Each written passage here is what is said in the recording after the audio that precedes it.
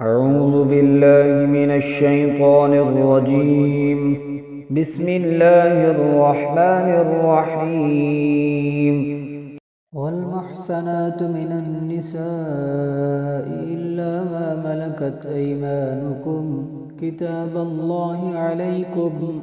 وأحل لكم ما وراء ذلكم أن تبتغوا بأموالكم محصنين غير مسافحين، فما استمتعتم به منهن فآتوهن أجورهن فريضة، ولا جناح عليكم فيما تراضيتم به من بعد الفريضة، إن الله كان عليما حكيما. ومن لم يستطع منكم طولا أن ينكح المحصنات المؤمنات فمما ملكت أيمانكم من فتياتكم المؤمنات،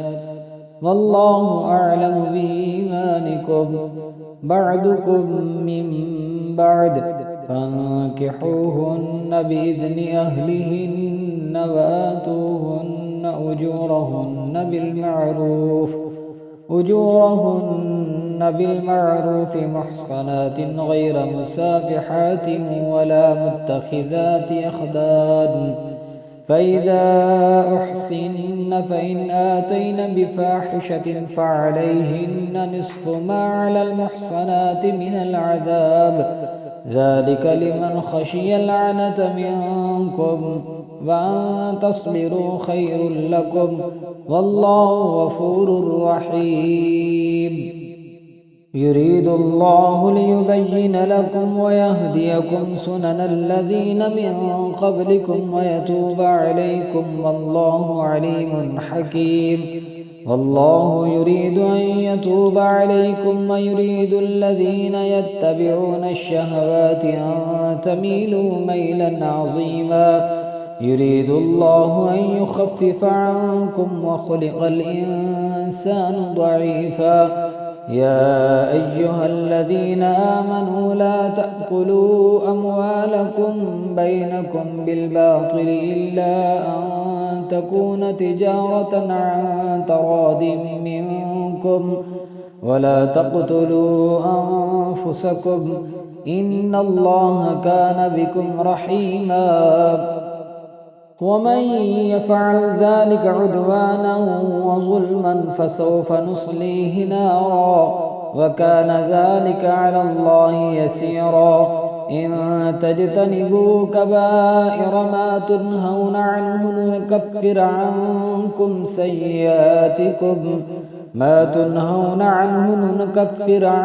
سيئاتكم وندخلكم مدخلا كريما. إن تجتنبوا كبائر ما تنهون عنه نكفر عنكم سيئاتكم وندخلكم مدخلا كريما. ولا تتمنوا ما فضل الله به بعضكم على بعض، للرجال نصيب مما اكتسبوا وللنساء نصيب مما اكتسبن، واسألوا الله من فضله إن الله كان بكل شيء عليما. ولكل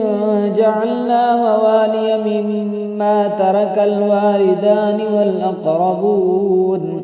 والذين عقدت أيمانكم فآتوهم نصيبهم، إن الله كان على كل شيء شهيدا. الرجال قوامون على النساء بما فضل الله بعضهم على بعض وبما أنفقوا من أموالهم، فالصالحات قانتات حافظات للغيب بما حفظ الله، واللاتي تخافون نشوزهن فعظوهن واهجروهن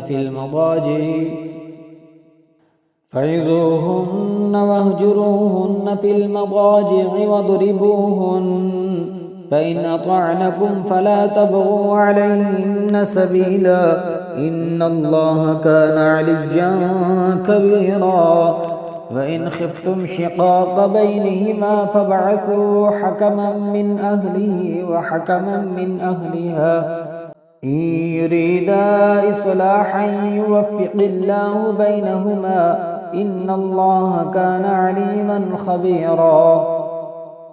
واعبدوا الله ولا تشركوا به شيئا وبالوالدين إحسانا وبذي القربى واليتامى والمساكين والجار ذي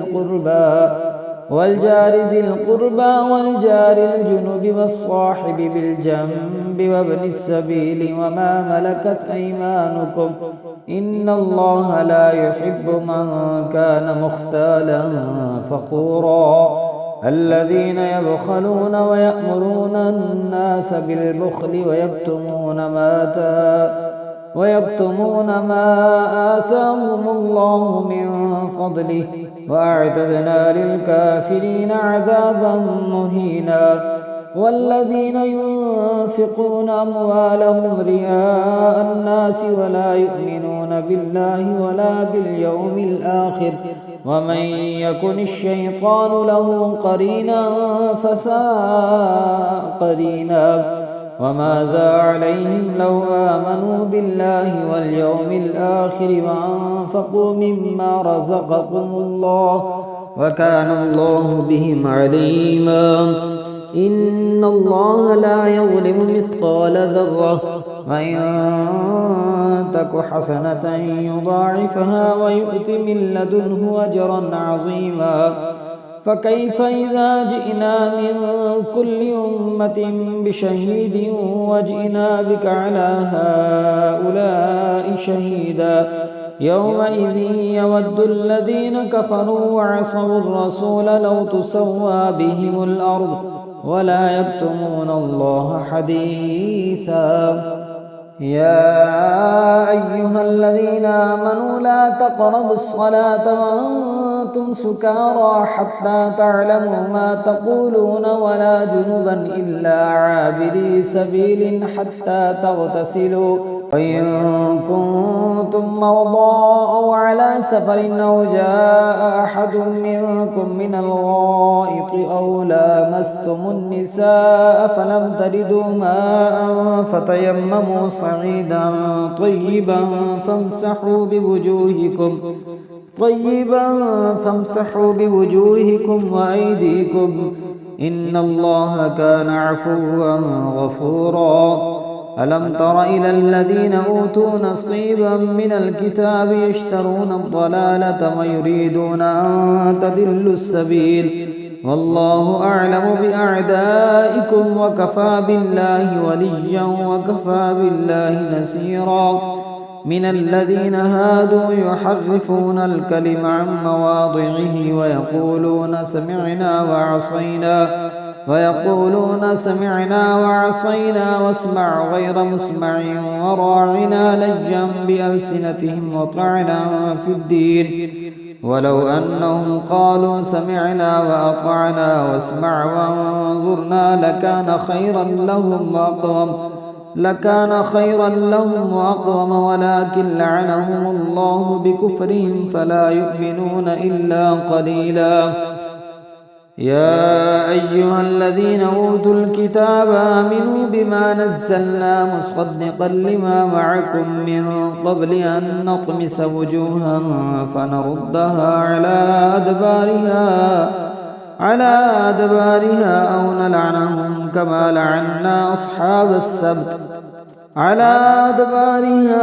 أو نلعنهم كما لعنا أصحاب السبت وكان أمر الله مفعولا إن الله لا يغفر أن يشرك به ويغفر ما دون ذلك لمن يشاء ومن يشرك بالله فقد افترى إثما عظيما ألم تر إلى الذين يزكون أنفسهم بل الله يزكي من يشاء ولا يظلمون فتيلا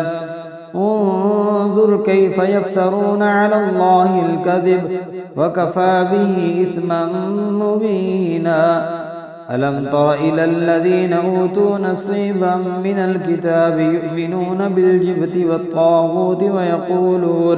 ويقولون للذين كفروا هؤلاء أهدى من الذين آمنوا سبيلا أولئك الذين لعنهم الله ومن يلعن الله فلن تجد له نصيرا أم لهم نصيب من الملك فإذا لا يؤتون الناس نقيرا أم يحسدون الناس على ما آتاهم الله من فضله فقد آتينا آل إبراهيم الكتاب والحكمة وآتيناهم ملكا عظيما فمنهم من آمن به ومنهم من صد عنه وكفى بجهنم سعيرا إن الذين كفروا بآياتنا سوف نصليهم نارا كلما نضجت جلودهم بدلناهم جلودا غيرها ليذوقوا العذاب إن الله كان عزيزا حكيما والذين آمنوا وعملوا الصالحات سندخلهم جنات تجري من تحتها الأنهار خالدين فيها أبدا لهم فيها أزواج مطهرة وندخلهم ظلا ظليلا إن الله يأمركم أن تعدوا الأمانات إلى أهلها وإذا حكمتم بين الناس أن تحكموا بالعدل إن الله نعم ما يعظكم به إن الله كان سميعا بصيرا يا أيها الذين آمنوا أطيعوا الله وأطيعوا الرسول وأولي الأمر منكم فإن تنازعتم في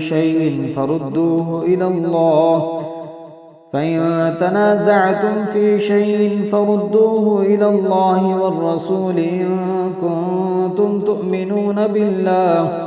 إن